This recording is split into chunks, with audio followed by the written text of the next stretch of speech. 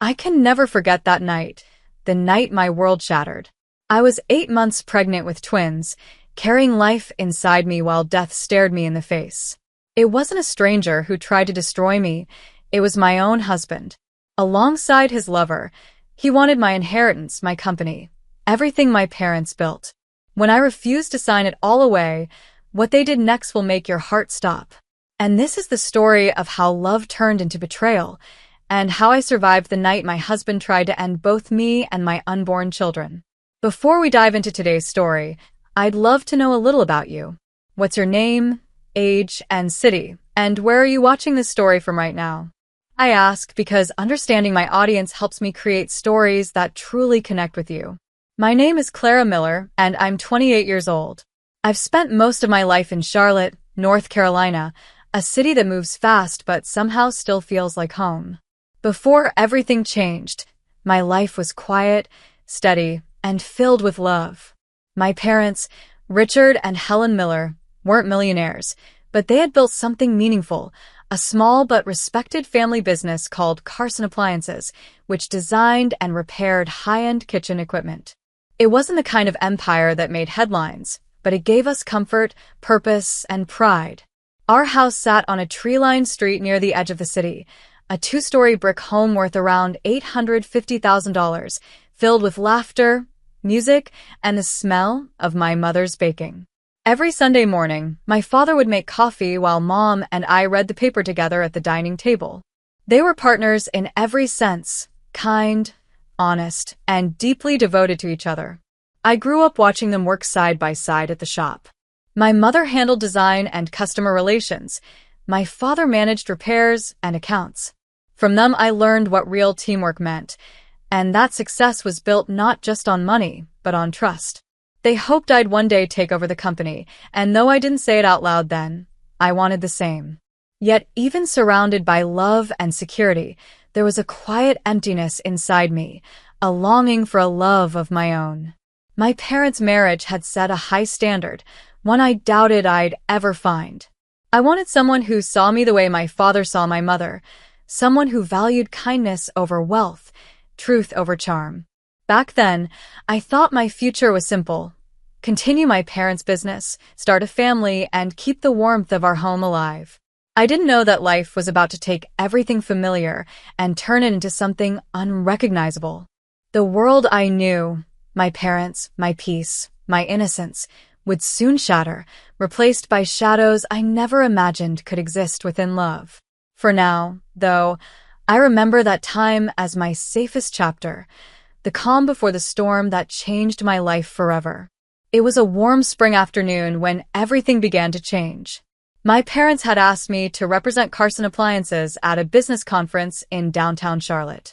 I had attended a few events before, but this one felt different, larger, louder, filled with entrepreneurs and innovators showing off their ideas.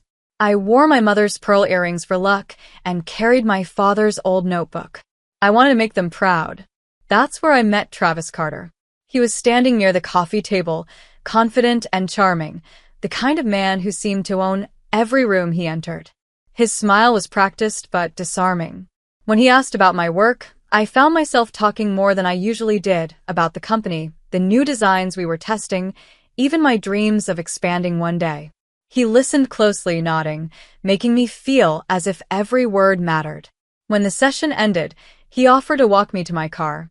We talked about our lives, his struggles growing up, how he built himself from nothing, how he believed in hard work and partnership. His words painted him as a survivor, someone who'd seen the world's harsh side and wanted something better.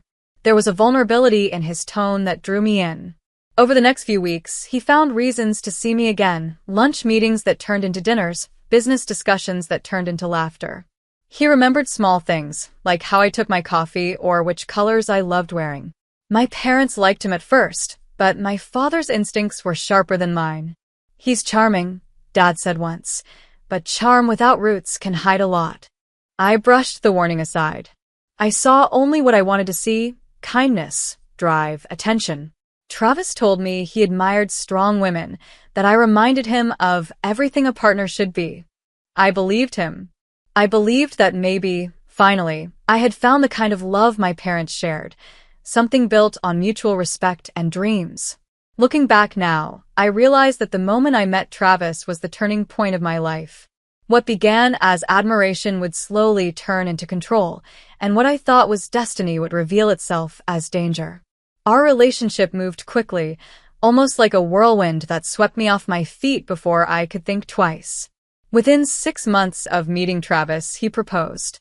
He did it in the most picture-perfect way, under the soft glow of fairy lights at a rooftop restaurant, with the Charlotte skyline shimmering behind him. He slipped a silver ring on my finger and said, "You and I, Clara, will build something bigger than either of us has ever imagined." I remember how his eyes glistened in the light, how his voice shook just enough to sound sincere. I said yes, without hesitation. My parents were hesitant. My mother smiled politely, but her eyes told another story, one of concern and quiet worry. My father sat me down 2 nights before the wedding and said gently, "Sweetheart, love is not proven by speed. It's proven by time. Just make sure you're not giving more than you're getting." I hugged him tightly, brushing his concern aside. I was blinded by the idea of love, by the thrill of feeling chosen. Our wedding was small but elegant, a blend of family, friends, and a few business associates. I wore a lace gown my mother had helped me pick out, and when Travis saw me walk down the aisle, his expression looked like awe. For a moment, I believed I had everything I ever wanted: stability, partnership, love. We moved into a cozy suburban home not far from my parents. My parents gifted us $100,000 to help with renovations and gave us a small share in Carson Appliances, hoping it would strengthen the bond between Travis and the family business. In the early months, life truly felt like a dream. Travis was attentive and affectionate, waking up early to make breakfast, leaving sweet notes on the fridge, calling me his miracle. We took late-night drives, planned vacations, and talked endlessly about the future. He wanted children, said he couldn't wait to be a father. When I told him I wanted to keep working part-time at my parents' company, he agreed, though I noticed the brief flicker of disapproval in his eyes. It disappeared so quickly, I thought I imagined it. Slowly, little things began to change. He grew overly curious about financial details, asking how much the company earned, how many assets my parents owned, what would happen one day when they retired. His tone was casual, but the questions kept coming. I convinced myself he was just being practical, that any husband would want to understand his family's finances. Despite those small red flags, I kept believing in our story, that love conquers doubt, that trust heals uncertainty. I told myself I was lucky, that Travis and I were meant to be. At night, when we lay side by side, he would whisper, "You and me against the world." I didn't realize then that those words weren't a promise. They were a warning, one I would only understand when the world he built around me began to crumble. The first cracks in our marriage appeared quietly, so quietly that I almost didn't notice them. It began with small things I told myself every couple goes through. Travis started coming home later than usual, claiming he was working on a new business opportunity. He said he wanted to build something of his own, something to make him feel independent. I encouraged him, proud that he wanted to grow. But as days passed, I realized he was sharing less and hiding more. One evening, while clearing his jacket from the couch, I found a hotel key card in the pocket. When I asked him about it, he smiled easily, kissed my forehead, and said, "Client meeting, babe. Don't stress yourself." His tone was smooth, his explanations confident, too confident. My instincts told me something wasn't right, but my heart refused to believe it. Then came the phone calls. He started keeping his phone face down, locking it even when he walked into another room. Sometimes I'd hear him whispering late at night, his voice low, his words muffled. When I asked, he'd tell me it was just business stuff. Still, a strange coldness had crept into our home, invisible but heavy. Around the same time, I discovered I was pregnant. I remember standing in the bathroom, staring at the test in disbelief, my heart thudding in my chest. I was scared and excited all at once. When I told Travis, his reaction caught me off guard. He hugged me, Yes, but his arms felt stiff, his smile forced. That's great news, he said, as if repeating lines from a script. Weeks later, during my first ultrasound, the doctor smiled and said, "Clara, congratulations, you're carrying twins." My breath caught. Twins. Two tiny heartbeats flickering on the screen, two lives growing inside me. I turned to Travis, expecting pure joy. Instead, I saw something in his eyes that chilled me, a flash of calculation, almost like he was running numbers in his head instead of feeling happiness in his heart. From that day forward, I knew something inside him had changed. The warmth was gone, replaced by distance, impatience, and a strange fixation on control. I tried to hold on, convincing myself it was just stress or fear of fatherhood. But deep down, I knew love was slowly being replaced by something darker. I still remember that day vividly, the one that split my life into before and after. It was a Saturday morning, warm and bright, and my parents were heading across town to meet a longtime client for a company contract renewal. I was 7 months pregnant at the time, already feeling the twins move restlessly inside me. My mother had kissed my forehead before leaving, teasing me about eating too many chocolate muffins. My father had promised to be home by dinner. They never came back. The phone call came 3 hours later. A stranger's voice, trembling, said there'd been an accident on the interstate. A truck had lost control and crashed into their car. Both my parents were pronounced dead at the scene. I remember the phone slipping from my hand, the room spinning. My breath vanished, as if someone had punched it out of me. I fell to my knees, clutching my belly, whispering over and over, "No, no, not them." I screamed until I couldn't anymore. The funeral came and went like a blur. The people, the flowers, the condolences, none of it felt real. I sat in the front row, numb, staring at the photographs of the two people who had built my entire world. Travis stood beside me, his arm around my shoulder, but even through my grief, something about his touch felt wrong. His embrace wasn't trembling with sorrow, it was steady, too steady. His eyes weren't swollen with tears. They were calculating, watching every lawyer and accountant who approached me. Within a week, the company and house legally transferred to my name. Carson Appliances was valued around $5 million, a strong business but not the kind of wealth most people would kill for, or so I thought. The house, the savings, and the insurance policy together made up the rest of the estate. I couldn't think about any of it. I was drowning in grief. But Travis, he noticed everything. He began asking questions almost immediately about ownership papers, accounts, and business transfers. He called it taking care of things, but I could feel the difference between concern and control. He grew more impatient each day, pushing me to let him handle the stress. When I told him I wasn't ready to talk about business, he smiled, a smile that didn't reach his eyes, and said, "You'll thank me later, Clara. You're too emotional right now." That night, I lay awake in bed, staring at the ceiling, realizing the man beside me was already looking at my parents' legacy as his next conquest. Grief had left me weak, but somewhere deep inside, a quiet alarm began to sound, one that told me danger wasn't coming from outside the house anymore. It was already living under my roof.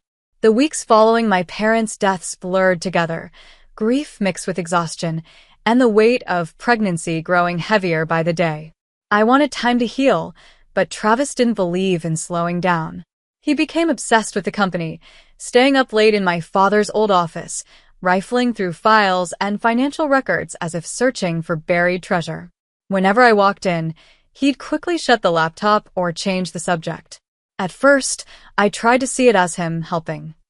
I told myself he was just stressed, trying to manage things until I was emotionally ready.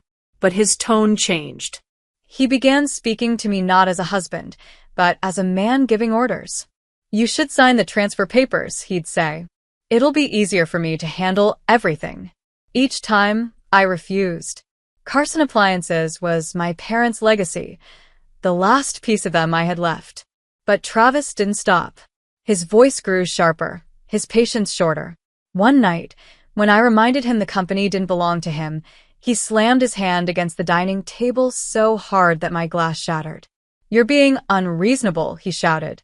"You think you can run a business and raise twins at the same time?" That was the first time I truly felt afraid of him. Not long after, I noticed another shift, something more unsettling. There was a woman's perfume on his jacket one evening, faint but unfamiliar. When I asked, he laughed. "You're paranoid, Clara. Maybe it's from one of the meetings." But then I saw her. Renee. She appeared one afternoon when I arrived at the office unexpectedly. A tall, sharp-featured woman with red lipstick and a smile that didn't reach her eyes. She was leaning over Travis's desk, her hand resting on his arm, whispering something that made him smirk. The moment they saw me, both straightened up, too quickly. "Clara," Travis said, voice calm but tight. "This is Renee. She's helping with marketing." I nodded, pretending to believe him. But that night, I lay awake replaying the scene over and over. Something about the way Renee looked at me, confident, possessive, told me the truth I didn't want to face. From that point, my home became colder. Travis began disappearing for hours, sometimes days, claiming he was meeting investors. When he was home, he walked around as if I were invisible. The man I once thought was my partner now felt like a stranger plotting inside my walls. Still, I held on, for the sake of my unborn children. I told myself I could endure his distance, his temper, even his lies, but deep inside, I knew something dark was building, something that would soon break past all my hopes of peace.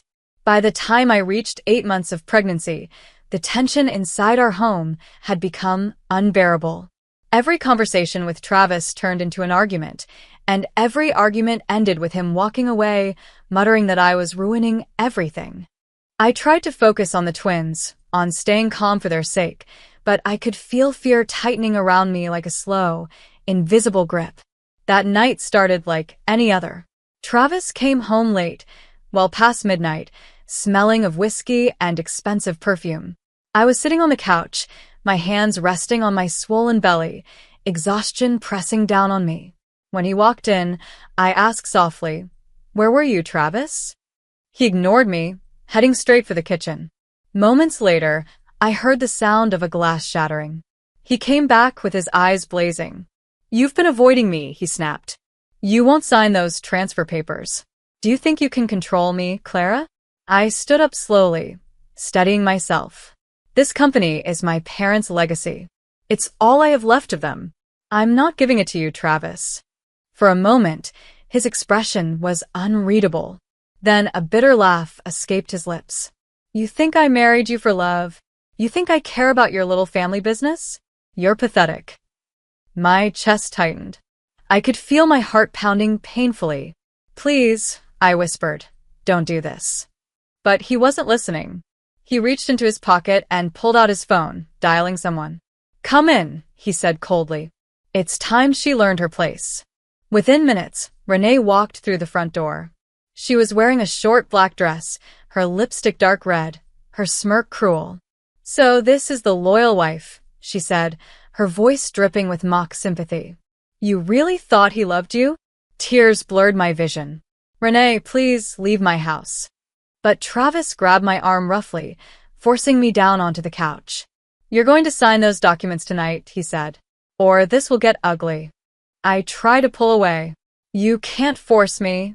Before I could finish, he shoved me back and stormed toward the mantel, grabbing a heavy golden metal candle holder, the same one my parents had given us as a wedding gift.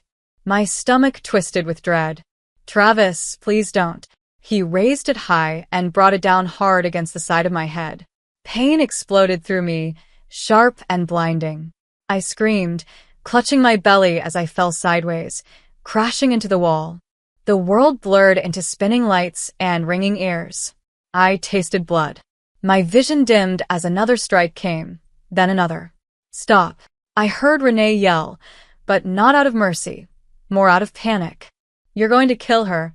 My knees buckled, and I slid to the floor, gasping. A warm gush spread down my legs. My water had broken. Panic surged through me as waves of pain rolled in. I realized I was going into labor. Travis stepped back, breathing heavily, the candle holder slick with blood. You did this to yourself, he hissed. Renee grabbed his arm. We have to get rid of her, now. Together, they dragged me toward the front door. I was half-conscious, crying out for help. My body ached, contractions hitting one after another. They opened the door and threw me out onto the cold porch like garbage. I heard the lock click behind me, and then silence. Everything went dark. The night air hit my face like ice. I collapsed on the porch, blood trickling down my temple, my body trembling uncontrollably. Pain tore through me, deep, relentless contractions that made it hard to breathe. The twins were coming, but I was too weak to move. I tried to cry for help, but my voice broke into sobs that barely rose above a whisper. The front door slammed shut behind me, followed by hurried footsteps inside.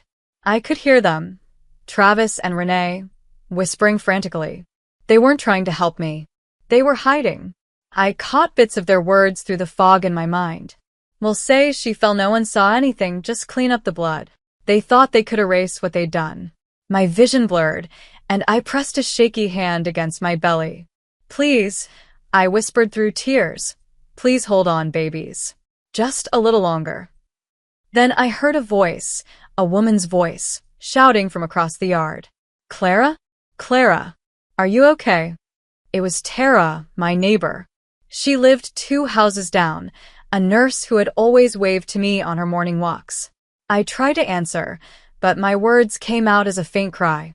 Tara ran across the lawn, her face pale with horror when she saw me.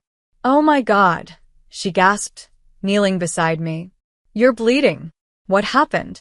I tried to speak, but my voice trembled. Travis and Renee, they hit me, please, my babies. She didn't hesitate. She pulled out her phone with shaking hands and dialed 911. This is 427, Maplewood Drive. Pregnant woman attacked. Head injury. Active labor. Send police and paramedics now. As she pressed a towel against my wound, I heard her mutter, It's okay, Clara. You're safe now. I'm right here.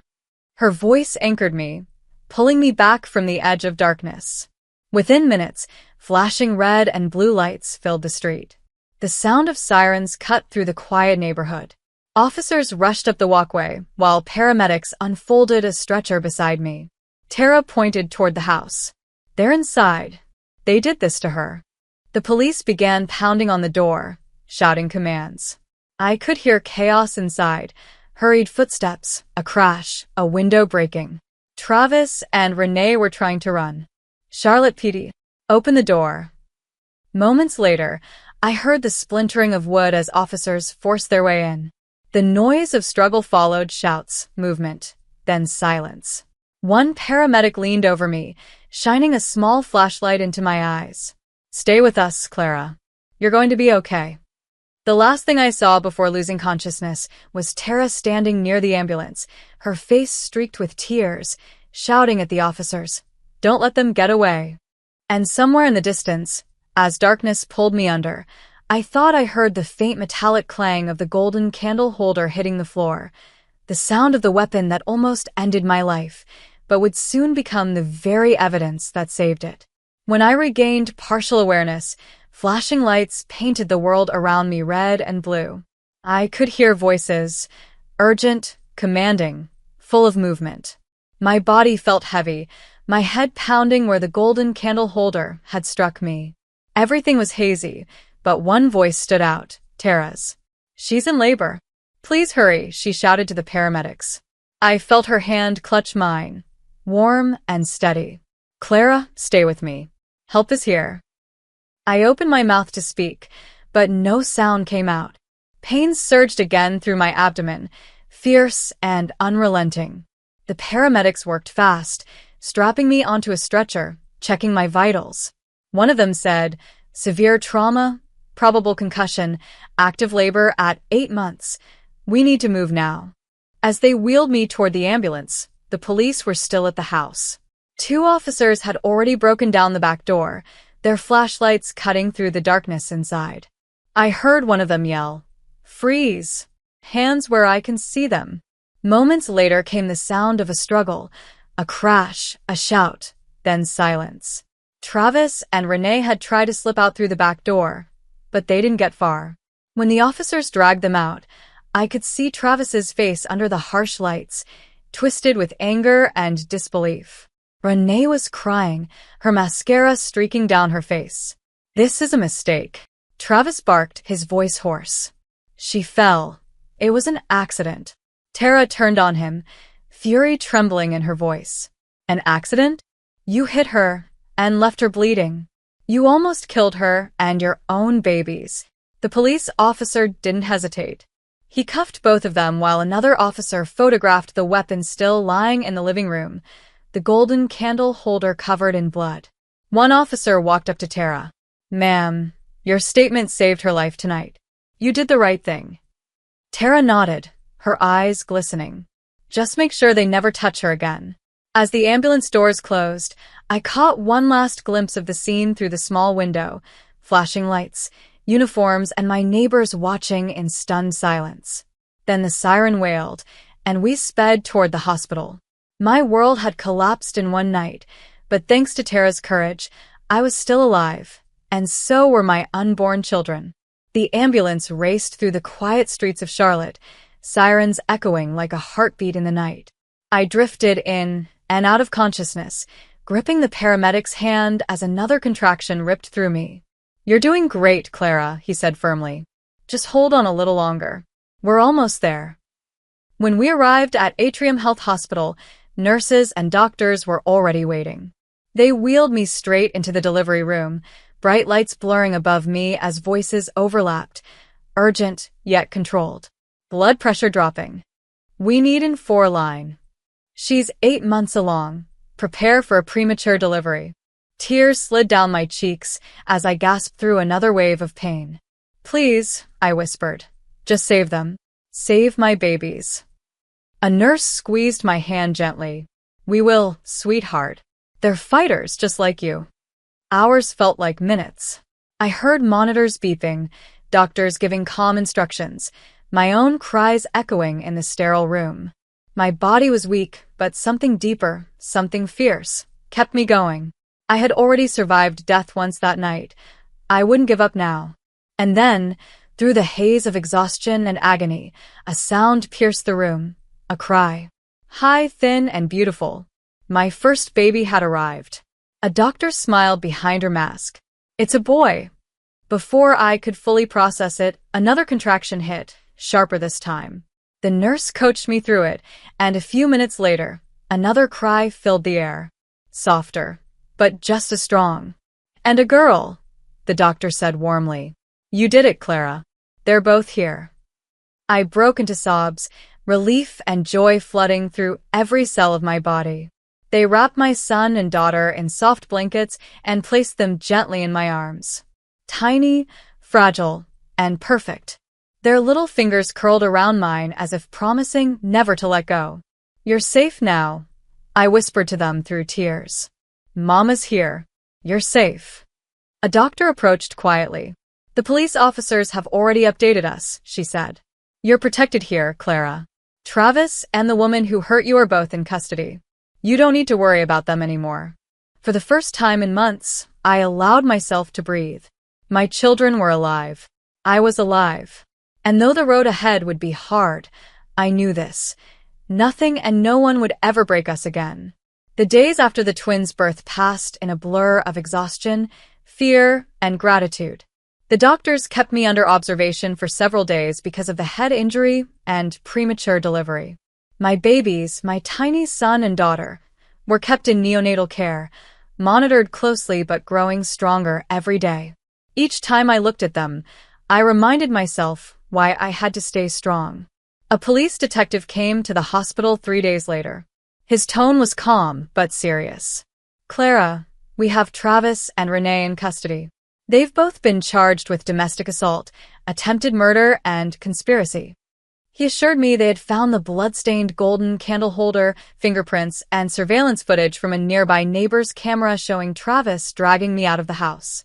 It was enough to build a solid case. The state filed charges, but my attorney Blake Howard made sure my voice would be heard too.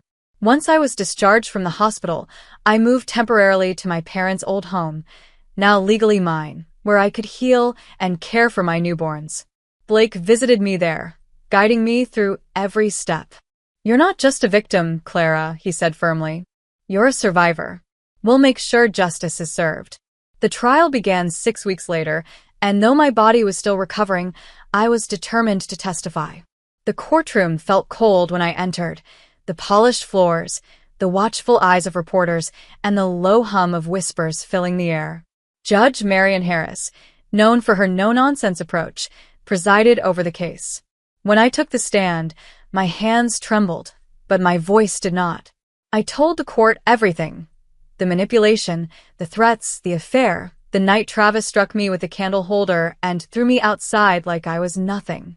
Renee sat beside him, pale and expressionless, her eyes fixed on the floor. The prosecution presented overwhelming evidence: the weapon, my medical report, Tara's testimony, and the footage that left no room for doubt. Travis's lawyer tried to claim it was a crime of passion, that he had acted in the heat of an argument. But Judge Marion's expression didn't waver. She had seen too many excuses before. When the verdict came, the room fell silent. The judge's voice was firm and final. "Travis Carter, this court finds you guilty of attempted murder, aggravated assault, and domestic abuse. You are hereby sentenced to 10 years in state prison, with no parole eligibility for the first 7 years. She turned to Renee next. "Renee Collins, you are found guilty of aiding and abetting attempted murder. You are sentenced to 7 years in state prison, with parole eligibility after 5. The gavel struck once, echoing through the courtroom like thunder. I closed my eyes and exhaled. The weight I had carried for months, the fear, the pain, the anger, began to lift. Travis glared at me as he was led away in handcuffs, but his look no longer frightened me. It meant nothing now. I had already won the one battle that mattered most: my life, my children, and my freedom. When the verdict was announced, it felt like the world had finally exhaled with me. The nightmare was over. For months, I had lived in fear. Fear of Travis's temper, fear of losing my parents' legacy, and fear of never seeing my children grow up. But now, those fears were gone, replaced by a quiet, steady peace. I returned home to the same house where everything had fallen apart, but this time, it felt different. The rooms that once echoed with pain were now filled with the soft laughter and tiny cries of my twins. I named them Ethan and Lily, names that symbolized light and renewal. Every morning when I held them, I felt my parents' presence surrounding us, like a gentle reminder that love never truly dies. With Blake's help, my divorce was finalized. I was granted full custody and a permanent restraining order against Travis. The judge made it clear that he would never be allowed near me or the children again. It wasn't just justice, it was protection, the kind that allowed me to breathe again. In the months that followed, I took over Carson Appliances, the company my parents built from scratch. The first day I walked into the office as its new CEO, I felt nervous but proud. My father's name was still on the building, and I promised myself I would honor it, not just by keeping the business alive, but by leading it with integrity, compassion, and strength. At night, when I sat on the porch with my babies asleep inside, I often thought about how life had tested me and how I had survived. Travis had tried to destroy me, but instead, he had awakened a strength I never knew I had. I wasn't just a survivor anymore. I was a mother. I was free. And my new life had finally begun. If there's one thing life has taught me, it's that strength isn't born in moments of comfort. It's forged in the fires of pain. I once believed love meant sacrifice, that forgiveness could fix cruelty, and that silence could keep peace. I was wrong. Silence only protects those who hurt you, and fear only feeds their power. When I lost my parents, I thought the world had taken everything from me. But when the man I loved tried to destroy me, I realized something deeper: that survival is the loudest form of revenge. I carried 2 lives inside me the night I almost died. I remember the pain, the fear, the helplessness, but I also remember the moment I chose not to give up. That choice changed everything. To anyone who feels trapped, whether by love, fear, or circumstance, know this. You are stronger than the person trying to break you. Don't wait for permission to save yourself. Don't wait for someone else to define your worth. Walk away. Speak up. Fight back. Because your story isn't over just because someone tried to end it. My twins remind me every day that beauty can rise from destruction. I see my parents' courage in their eyes and my own strength in their laughter.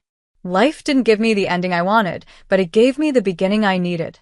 If my journey stands for anything, it's this: you can rebuild from nothing, love again after betrayal, and rise higher than the people who tried to bury you. Your scars are not shame. They are proof that you survived. So stand tall, breathe deep, and remember, even in the darkest night, your light still matters. Thank you for watching this story until the end. If you enjoyed it, don't forget to like, leave a comment, and subscribe to the channel for more emotional and powerful stories.